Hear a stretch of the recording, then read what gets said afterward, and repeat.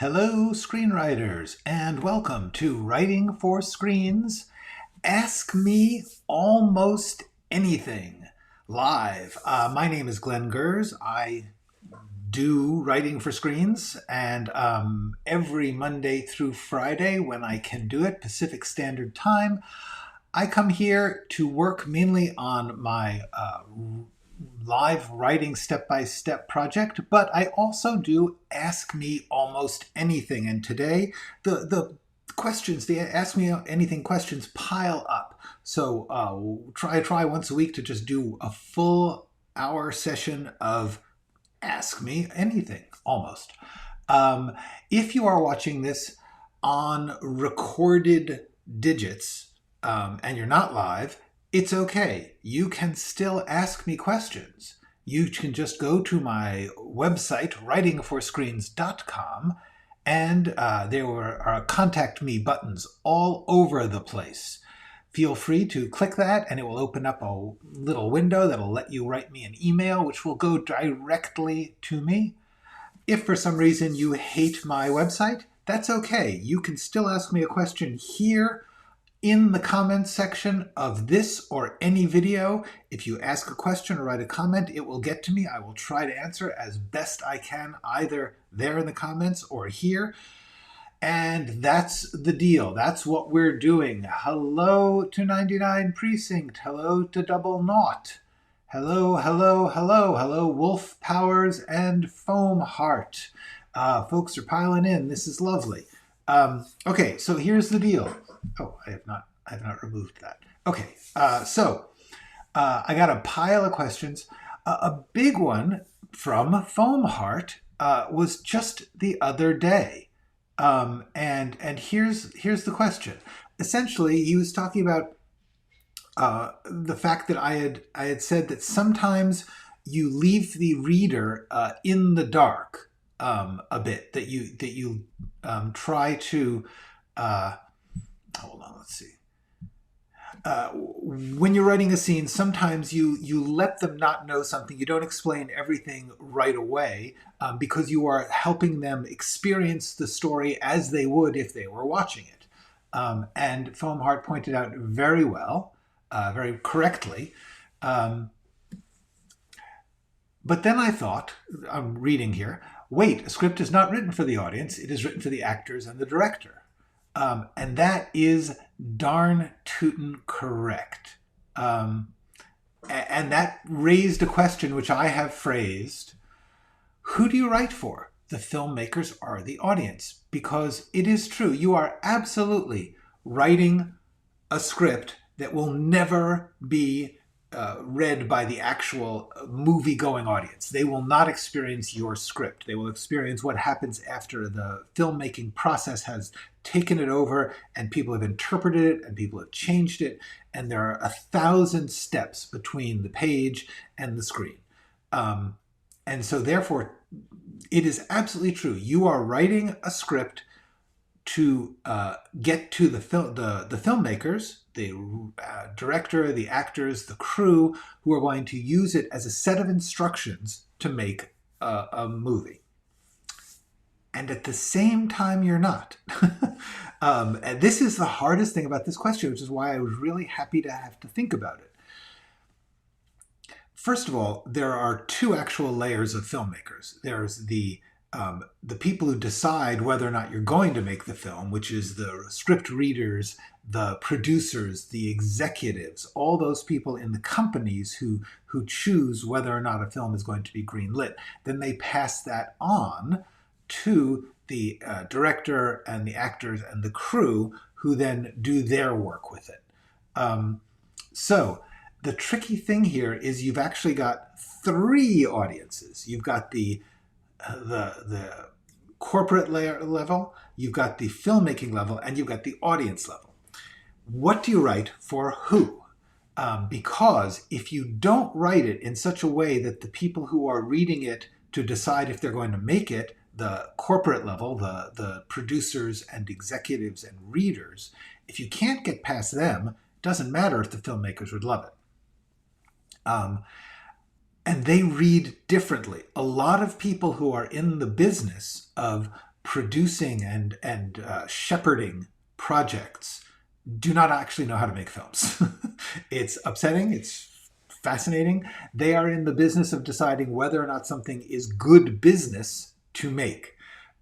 Many of them care about the filmmaking experience and the audience's experience, but a lot of them are simply saying, will this be a good move for our company to put tens of millions of dollars into? So yeah, there's 3 levels. Okay, hi PCP, it's a long, CJ Watson. Hi, this is Kitschy. We are talking about who you write for. Do you write for the intended audience, the eventual movie-going audience? You definitely don't write for them. You're not writing for them because they will never see it. But the people who are making the film have a sort of dual mentality. And I've talked about this also as a sense that when you're writing, you have a dual mentality of artist and audience. You need to imagine the finished product and its experience for the audience. You need to sort of make the movie in your head, but you also need to keep it stripped down and clear in ways that serve the filmmakers. But the one thing I would say you do not do, unless you are in production, is worry about production issues. You don't worry about there's so many things that are like, yes, they may need to know it picks up the phone here, or there's a blue light coming in the window. That doesn't matter. That doesn't matter at all until you're actually making the film, and then you do a draft for that. You will rewrite it for that purpose. But for everybody else, they are reading it in this weird double standard where they are trying to see the movie in their head, and you're trying to see the movie in your head and show it to them, and then they're going to do their job. So it's really complicated. There is no great answer for this. You are both writing as a manual, a set of instructions for filmmakers. Yes, you are breaking it into scenes. You are trying to describe it in such a way that it is filmmakeable. But honestly, a good script reads like a creative work. It's making the movie in the head within the limits of script writing. You really can't describe that much. There are many things that you should not describe. You should really try not to tell the actors how to act. And so the short answer for that in terms of like when somebody comes in a room, in a scene, and you don't know who they are, but they have a relationship with the other characters, but the audience is the first time the audience is seeing them, you don't need to say, John comes into the room, he is Sally's husband, and he works as an architect, and all this stuff that they would know. They'll figure it out as they go along. The reader wants to experience the movie as best they can, as if they are reading it and getting sucked into the reality of the story. They do not want to be told crane shot here or explaining the backstory of someone unless it's really, really valuable at that moment as a reader. I hope this is... yes, it's Trash Truck Day. It's such a complicated equation. I believe the thing you are trying to do is make the movie feel alive on the page as if it is happening in a reality. You don't say that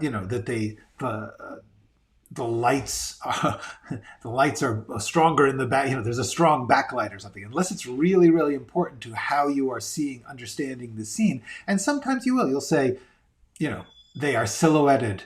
And we only can hear them whisper or something. You can do that, but you're trying to describe the movie, not lay out in technical terms what the filmmakers will be doing. You are trying to imply and draw the reader in and along following the characters as if they are real people.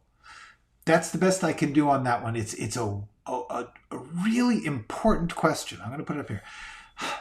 Because you do write, you are thinking about the filmmaker's needs, but you have to write it. If you read any good script, they are trying to make magic happen for your imagination on the page. And they are not worried about the speed of the car to take the turn for the stunt.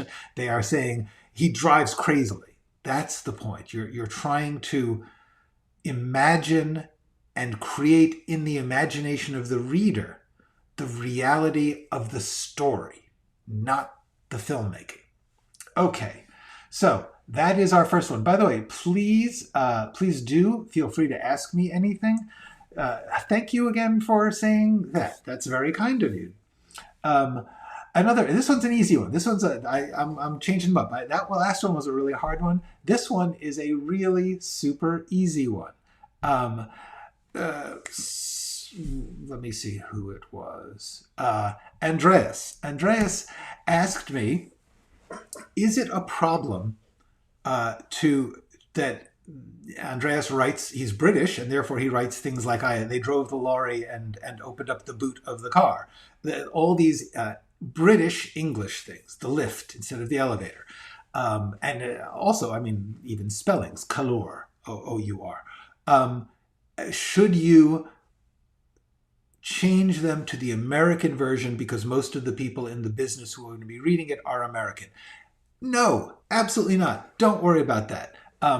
As I said to Andreas in the comments, honestly, if they can't be bothered to translate British to American, they are too petty and small-minded to worry about. You're not going to get them anyway.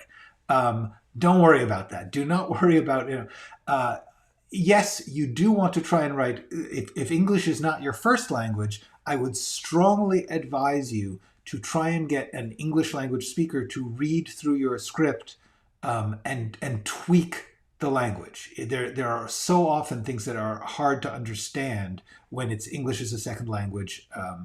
And it is worth having someone do that late in the process. Just this is a polishing thing. It's a cleanup. It's the typo level. That's useful. British to American, nah. Ideally, your script has a British tone.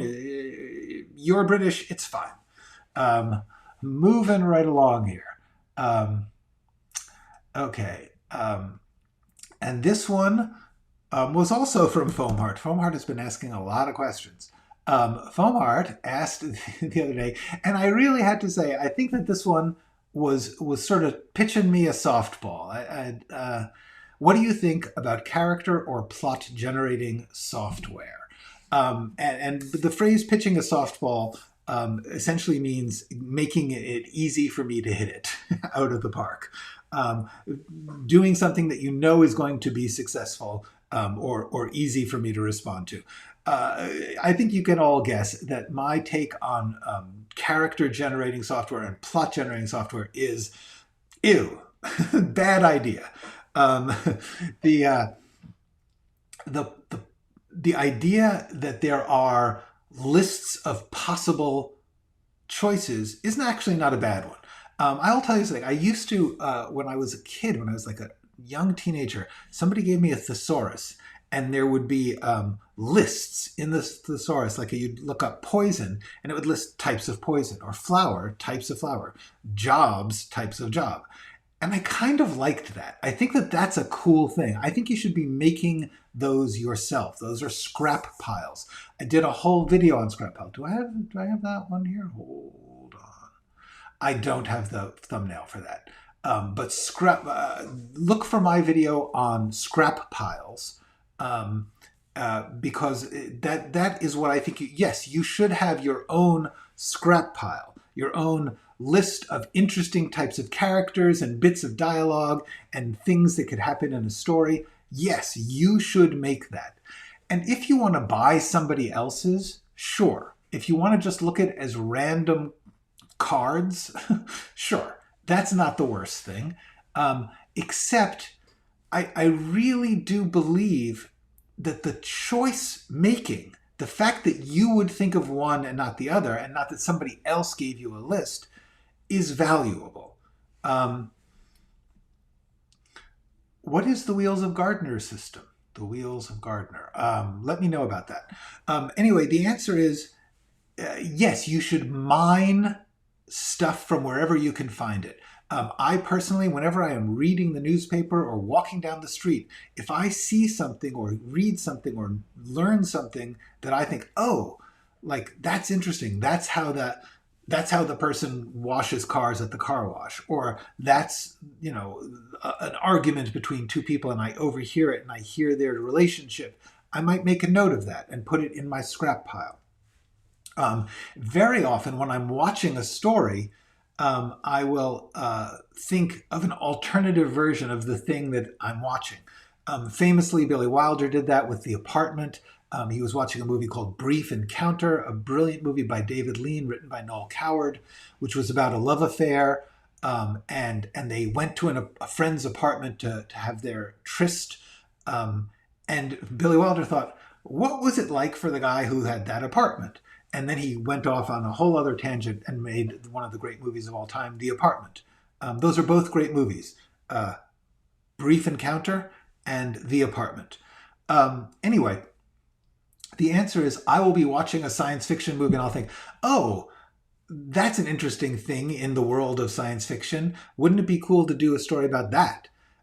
Or I will see a movie that doesn't go the way I think it will, and I'll think, oh, I would like to see the version where the embezzler ends up, you know, trapped in a restaurant during a blackout, or whatever it is that I thought of. If you are just taking lists of preconceived stuff, it's not yours, and you're not going to be making your decisions. And writing is all about your choice. When you decide that a character is going to work in a supermarket or a garage or a hospital, that choice, which is influenced by all sorts of unconscious things that only you could put together in that way, that's what makes writing good. That's what makes writing interesting, is the fact that you are working from your stuff.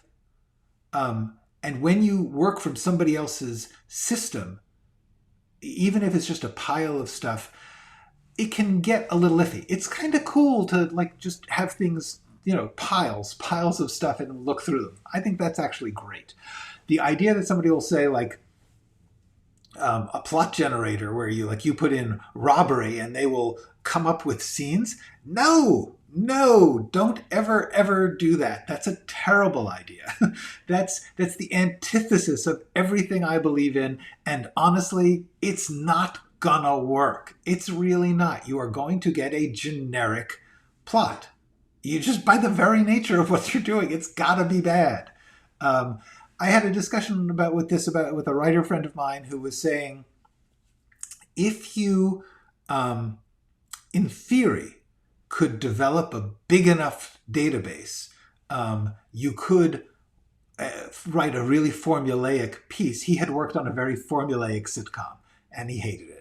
And he said, you know, I have the feeling that, you know, you just put a computer program and you feed in the situations and it would come up with a script because the formula was so locked in.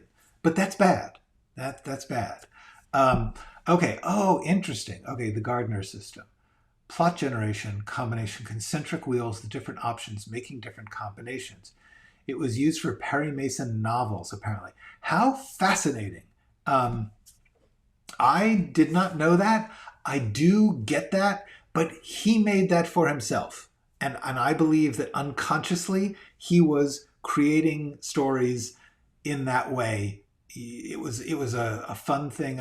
We all sort of do that. We say, oh, you could do this, this, or this. At every choosing point, you will say, well, I could do this. I could do this. It's called brainstorming. Brainstorming was the other part of that Scrap Piles video. Brainstorming and scrap piles. But the idea of taking someone else's, and mainly, it's not even the lists. It's not even the possibilities. It's taking someone else's choices. This one I know I've got. Hold on.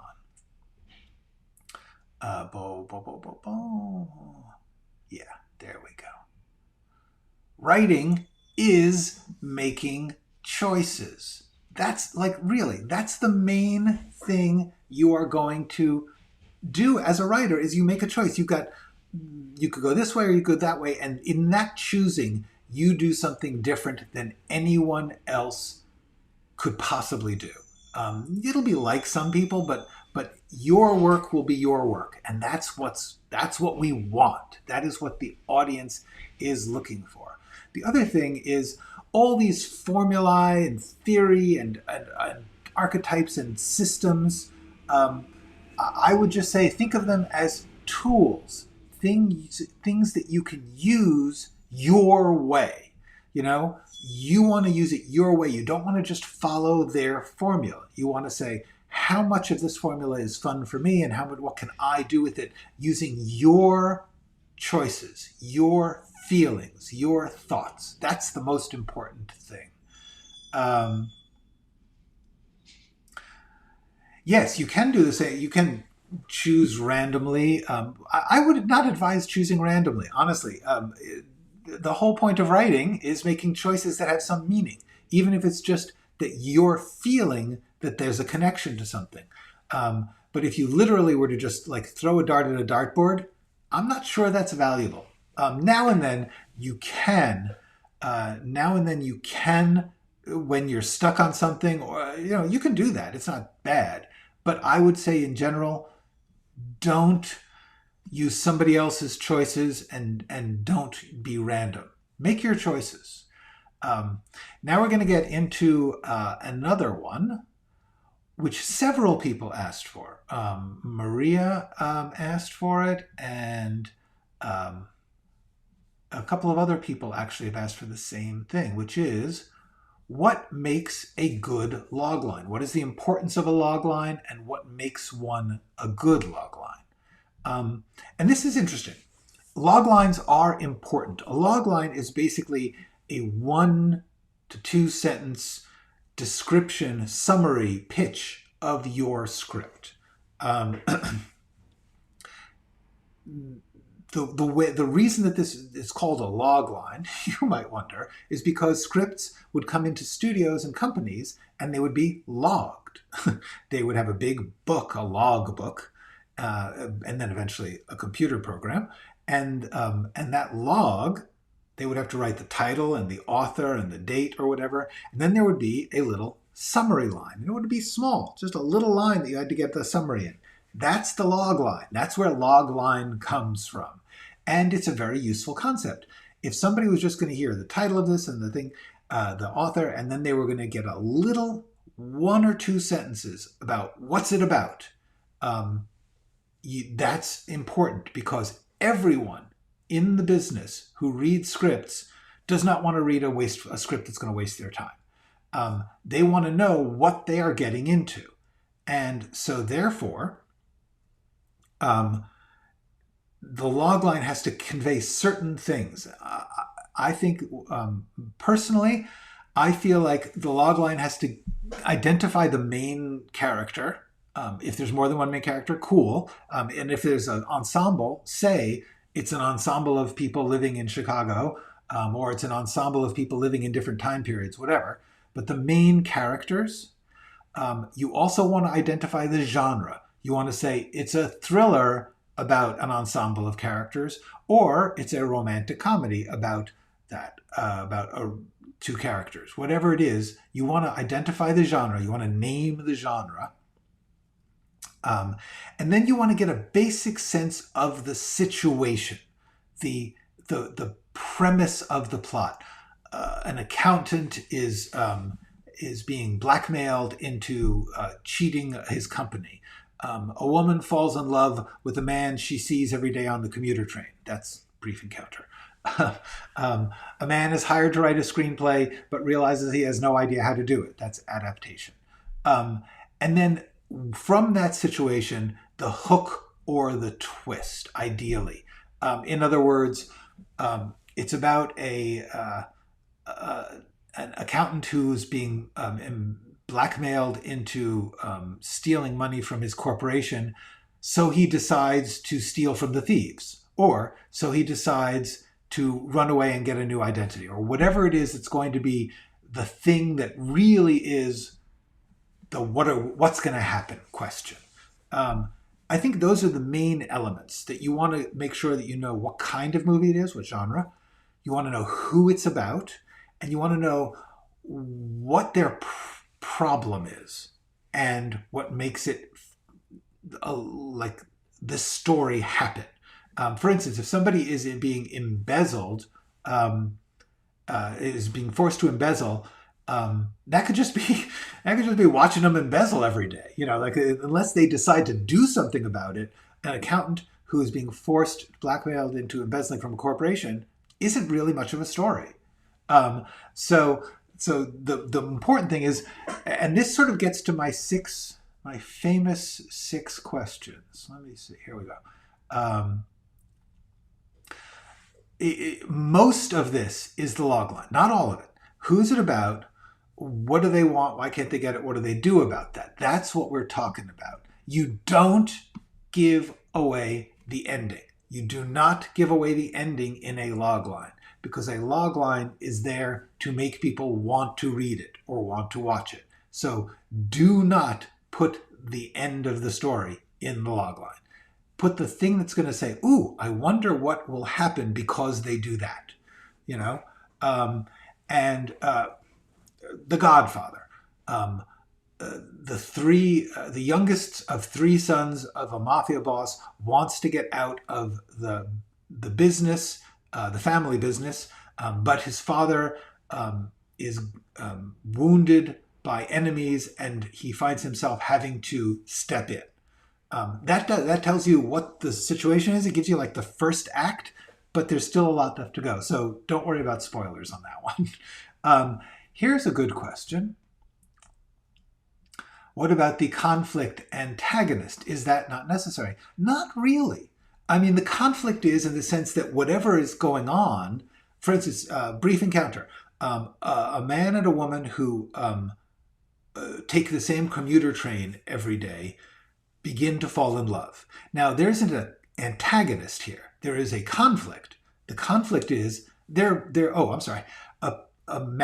two married people who take the same computer train begin to fall in love. Now there's a conflict because they are falling in love with each other because of this shared experience and the fact that they find each other lovable, but they're married. So that's the conflict. Yes, you do want to have a sense of conflict. You do not need to get into the antagonist unless they're really, really important to the story. It depends on how much room you have. You have very little room in a logline. So therefore, I would say the main things, again, are who's the main character or characters? What kind of story is it? And what's the main situation, the problem, and what action or change is making this story start, happen, go. The other thing about a logline is it should be accurate. You should not try and make something sound like something it isn't because you think it will sell. Because when they go from the logline to the thing itself, they will be pissed off and frustrated if you are not delivering what you promise. So the logline, the other important thing about the logline, other than being relatively short, not giving away the ending, and don't lie. Figure out what you think is the juiciest, most powerful, interesting thing about your story and put that in the logline. But if you're writing a detective story and you call it an action movie, people are going to be pissed off when there's no action.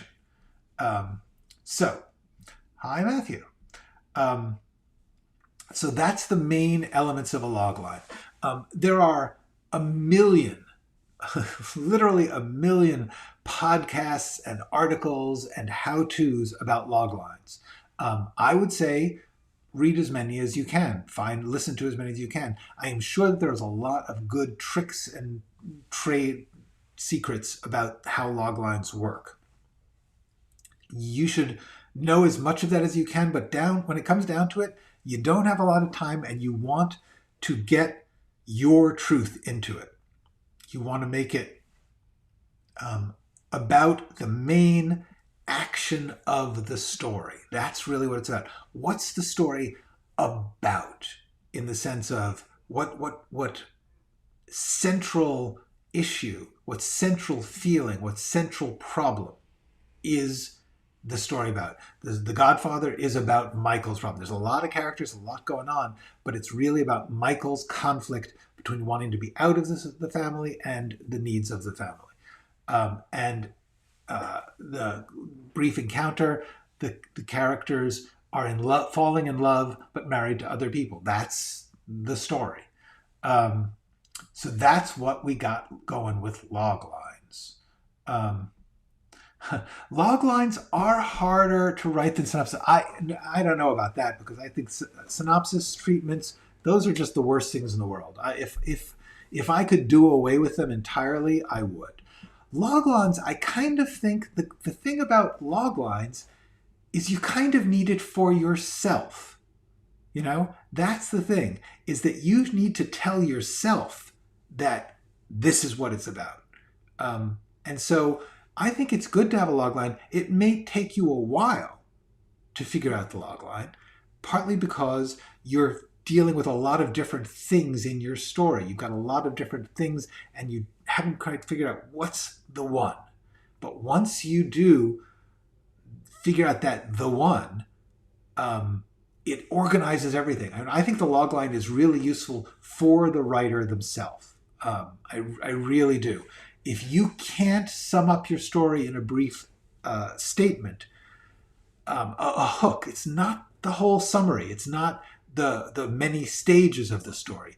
It's the central conflict and desire. It's the central story. That's what a log line should do. All right. Yes, it is. It is so hard to exclude stuff. And that's actually why I think it's useful, because we tend to think I have to tell the whole story. But when somebody, like if I wanted to know what Mutiny on the Bounty is about, or if I wanted to know what, I don't know, Dunkirk. Well, Dunkirk's, Dunkirk's a good example, because Dunkirk is not just about the Battle of Dunkirk. It is about the fact that you're taking several different perspectives on this massive evacuation of trapped British troops during World War II. So you'd want to say it's a true story about the Second World War. You'd also want to get in clear that you're going to be changing perspectives between 4 or 5 major characters. So anyway, that's log lines. And that brings us to this one's really interesting. What makes a scene cinematic? I got that question. It was from Mani Bharati, and I wanted to talk about this because, in a way, it's a bad question. I don't mean it's bad that you asked it. I mean it's bad that anyone's asking us this, that anyone's asking writers to be cinematic. And that's where I think this is coming from, is people are constantly being lectured to be cinematic. And that is by people who are not writers. And so the thing that you want to remember about cinematic is, essentially, cinematic means it's in a movie, and the possibilities of movies are vast. What cinematic means in the minds of most people who are slinging that word around like a weapon is they tend to mean not talking, low dialogue, small amounts of dialogue, because they believe that lots of conversation is not cinematic, as in it's stagey, or you're just sitting and watching people talk. That is bullshit. Cinematic and dialogue, completely unrelated. You can have a great movie, as I talked to Mani about. 12 Angry Men is freaking amazingly cinematic. It's constantly using the tools of cinema to tell the story of 12 people talking in a room for a couple hours. It's cinematic. It's tremendously cinematic. It's wonderful. But I think that when people say cinematic, they think don't have a lot of dialogue, and B, and I think this is true, you do want to have the action acted out. In other words, it's not cinematic to have someone sitting and thinking and feeling and not doing anything. But I would say that's dramatic, not cinematic. And I think the other thing that people often talk about is cinematic means big scale, changing locations, physical action, a lot of things like that. And that's just nonsense. Yes, thank you, Matthew. I agree. It is the director and the cinematographer's job to be cinematic. I think what's happened is writing teachers read a lot of bad scripts, and they start to get frustrated, and they start to formulate their writing theory based on sort of being pissed off at writers who don't know what they're doing, which is understandable. But as a result, they start to come up with these theories that are really just sort of scolding people who have not absorbed screenplay writing yet. That's all I can think of when you think this is be cinematic. Cinematic. First of all, I don't even know what does that mean. It means filmed, But I think when people use it, they are saying, don't be talky, change locations a lot, have physical action, telling a story visually. And this is tricky. This is a really tricky thing because telling a story visually is vital. You should understand what that means. But there came a point when film schools were just coming into being in the 1960s and 1970s and 1980s. Film schools were just being built up there. There weren't many film schools at that time. And they were trying to define cinema. And they were doing that partly by saying what it's not, as in it must be about these things that only a film can do. So they were just it was all about editing and about camera angles and stuff. But that's not cinematic. That's part of cinematic. But part of cinematic is drama and character. And that's what our job is. So I would say when somebody says, make it cinematic, either ask them to be more specific or kind of don't worry about it. Okay. When writing description, do you separate lines to give the impression of different shots? I absolutely do.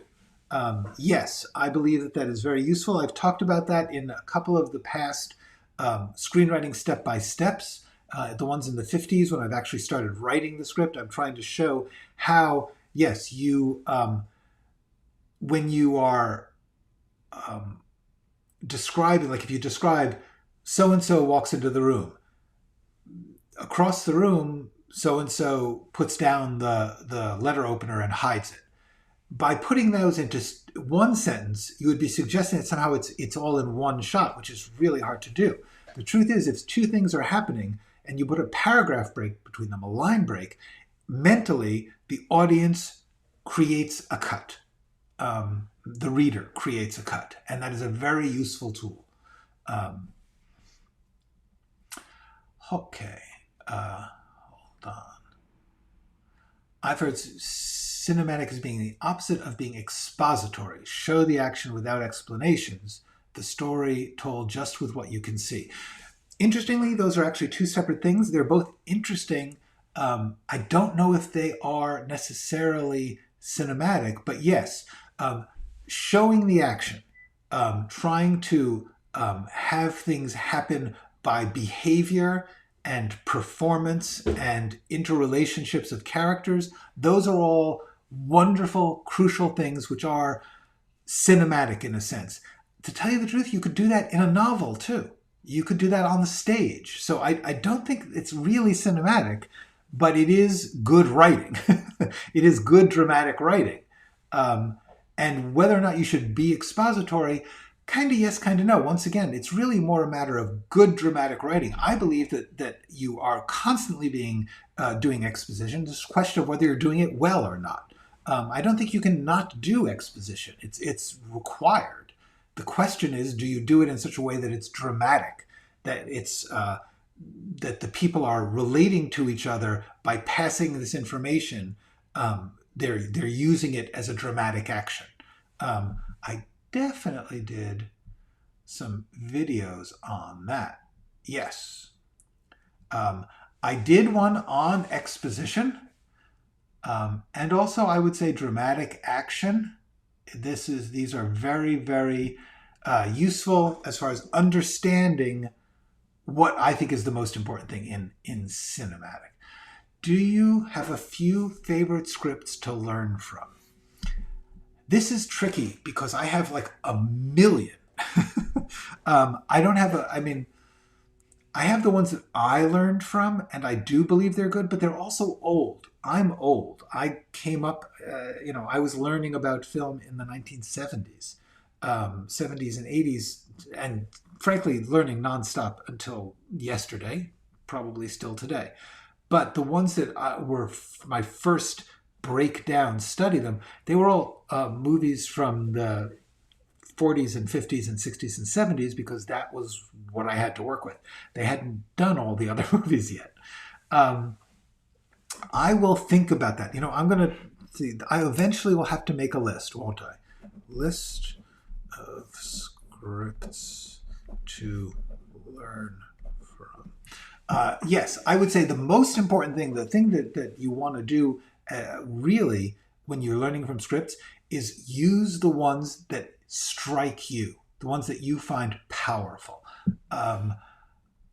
And that said, I will refer you to this. Take art apart. Like right now, I'm, actually I saw an episode, there's a show on Apple TV called Mr. Corman. Let me see.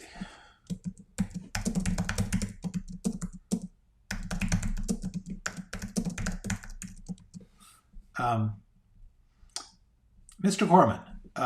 Joseph Gordon-Levitt has done this series. Not everyone's going to like it, but I have to say, this one episode about the funeral I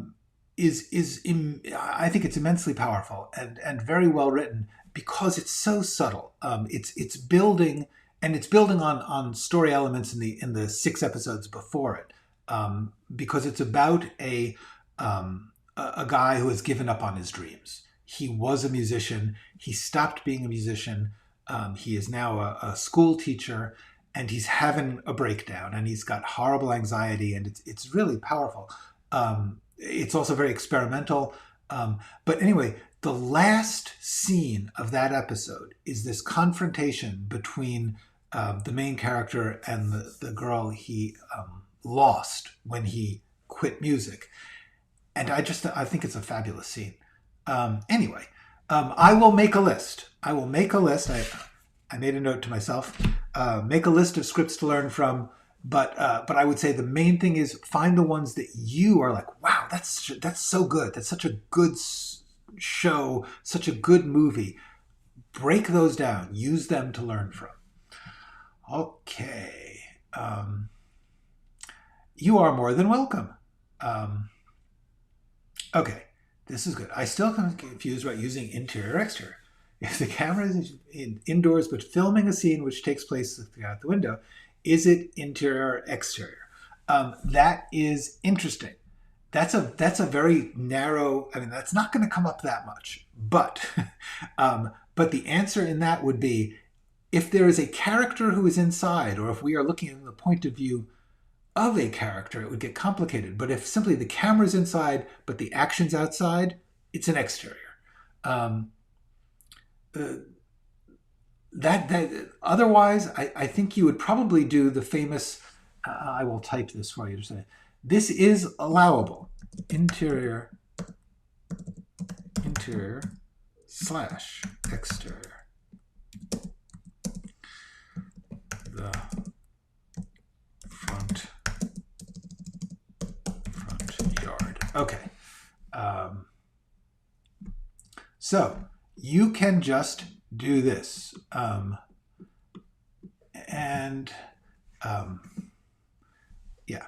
what I would say is you do that, and then you describe in the text, we are looking out the window at Jan and Dean having an argument in the front yard. Cool. I hope that helps. But that's really, I would just say, if the characters are playing the scene outside and there isn't a lot of meaning to the camera being inside, then just make it an exterior. Okay. Well, I'm so glad. Thank you. Yes, TCM. TCM is the jewel in the crown. TCM, Turner Classic Movies. If you guys don't know about it, well, what's interesting is it's really great on just the width and breadth and depth of film history. They really are serious film historians. So you will see a lot of weird stuff on there. You'll see a lot of things that no one has ever heard of. That is what is so impressive. I mean, I really love film history, and they are constantly throwing movies up there that I'm like, wow, I did not even know that existed. But the classics are well worth it. I will make a list. I will make a list. You know what? I'll make a list and I'll just add to it. I will put it on the website as a document that you can go and get. Okay. Do you guys know this? But let me see if I can do this. Hold on. I'm going to try and show you how to get to my website. Okay, so in case you don't know this, let me show you. All right.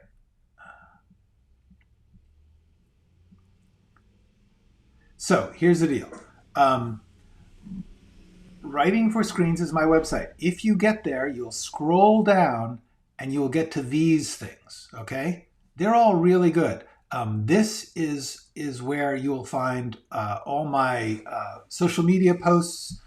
I'm just going to show that to you. So all my social media posts are here. I try to give you little things to think about. But the most important thing is here in this corner. See it?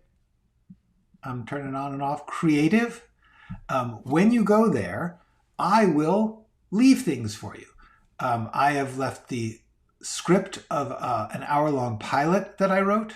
I have left the script for the Showtime movie that I wrote that won an Emmy. I wrote a script called The Legends of Jesse Dark here, which is just something I'm just really proud of that never got made. I also have the latest draft of our Untitled Podcaster Killer project. If you go to that, you can get all the steps, all the outlines, and all the drafts of the project. So I will put my list of things to learn from here in the creative area. And I'll also throw some other stuff there. So that is what I'm going to do. All right. If a character is inside a vehicle, is that interior or exterior? That is easy. Interior. That is, they are on the interior of the vehicle, and that is an interior. So yeah, interior Herman's car, interior school bus, whatever. It's an interior. So now we get to this. Okay, this is a big hard one. This is not one of those easy ones. How do you evoke emotions with your writing? This is a phenomenal question. Rhett Crezon asked it. And it took me a while to get to it because it's such a powerful question. How do you evoke emotions? That's the name of the game. That is such a great question. Because it's hard. It's hard to do. The answer is there's many, many elements to it. The first element I would say is you care, the audience will care and feel because of the story and that will be about the main characters. And I would say this is sort of how you make people care, how you make people feel. If they know who it's about, and if that person is trying to do something, you would be amazed how much we get involved. They can be trying to do something horrible, and we will still get, if the main character, if you choose your main character and they're trying to slaughter the enemy gang, we will sort of want them to do it. We identify, we understand, and part of the job is to think, why are they doing it? What part of us is recognizable in them? So that's the first most important thing about how you evoke emotions, is the characters wanting something and having something that is difficult about it and having to do something to get that. That's really where almost all the emotion comes from. But the writing comes through, the actual quality of the writing. And I would say one of the things that you do is you don't tell people what to feel. Don't tell the reader what to feel. If you say, Herman is driving his car, he suddenly sees a rabbit in the road, steers off the road, and crashes into the ocean, and he's in his car trapped. We're going to care about it. We're going to feel. We're going to go, uh-oh, and we're going to go, this is terrible. If there are people in the story are feeling things, if we are tracking their story, we will very often feel what they feel. The other thing that helps is, and I'm working on a video about this called the reaction shot. We often care if someone in the story is feeling it about someone else. Like if someone is worried about another character, we often worry with them. It's not a sure thing, but the main answer is character. You're going to feel through character. Then use vivid language, use strong language. Don't make things be passive. Make them be active. In other words, not Johnny is eating dinner. Johnny cuts into his steak and takes a big bite. Try to make the language rich, and that will help a lot with evoking emotions. Focusing, knowing what you care about, not telling too much, making sure that we know what we're following. And this is true in any writing. That's what's cool about this. This is just good writing. If you're writing a novel or a play or a game or a graphic novel, it's all going to be the same. We care about people and their problems and what they want. We don't have to have them be like us, although that can be interesting. We have to have a recognizable problem or feeling or desire, and then we will care. And then dialogue. How people speak. Very often when they are, you can have a character who's inarticulate and in their struggle to understand their own feelings, you can often feel it for them when they can't. On the other hand, you can have somebody who's really clever and smart and can analyze their feelings and say things, but then when things happen to them, we're still going to feel it. It's not just somebody who can't say it, but the way that dialogue works to reveal the things people want and the way they think, that helps us a lot with emotion. Yes, make the reader empathize with the character. And I would only say it's hard to make anyone do anything, so what you do is you offer them reasons to empathize. You try and think, what do I feel? What do I feel about this? And you try and write in ways that would make someone else think the same things. It's a complicated thing, evoking emotion. You can't just tell the reader how to feel about it. The main thing I would say is think about how you feel. And you should feel about everybody, about everything. You should be investing yourself in your story. and then examining those feelings and trying to put them into terms of character and dialogue and action. Let me just check what else we've got here on the list. Okay, I think I'm going to stop the list there because we've got a couple here. And we're heading towards the end. So, when shopping a screenplay, how do you feel about creating promotional items such as a tagline or a poster to help sell the idea? You know, I don't think it's bad. I think it's a problem when you do it instead of writing. The thing about those things, it depends on whether you're good at that, whether you like it. If you're not good at it, don't do it. Get somebody to do it if you want. They certainly help, but honestly, remember, a script has to stand on its own. A script has to exist as a PDF that someone is going to read, ideally not knowing anything else except what's happening on the page. Yes, you can make them read the first page with a really cool, poster idea. You can make them read it by just saying somebody casting, Tom Cruise wants to do this. They're going to read the first page. But once they are reading that PDF, once they are reading that page, it's just the words. That's what matters. Don't let yourself get thrown into, if I get the right score for this, if I get the right music, this is going to work. No, you have to make it work with your words, which is really interesting because this sort of cycles back to our first question, which is, who are you writing for? The filmmakers or the audience? And the answer is, while you are dealing in a business and you are dealing with filmmakers, they, when they read it, are an audience. They are the reader, and the reader is your audience, and you are trying to move them. That's your job. And no matter how good the cover is, no matter how good the poster is, no matter how good the tagline is. And by the way, I love taglines. I think there's nothing wrong with putting a tagline on your second title page or even on your title page. Do it. What the heck? Just don't think that means you don't have to write the script as well.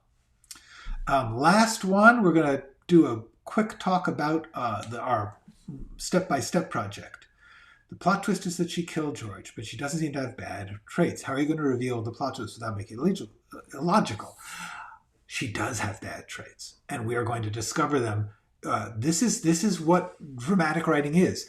You don't put everything up front. You reveal it step by step. So the first thing we know about her is that she's kind of superficial and she's working very hard, and we think it's because of her concern about George. As the story goes on, we are going to see that she is actually manipulative, which is our first sign that there's something wrong with her. We're also going to have moments when she is going to flip out and do negative things. In fact, even in the pilot, she shows a manipulative side because what she says to Madeline and what she says to the group are different.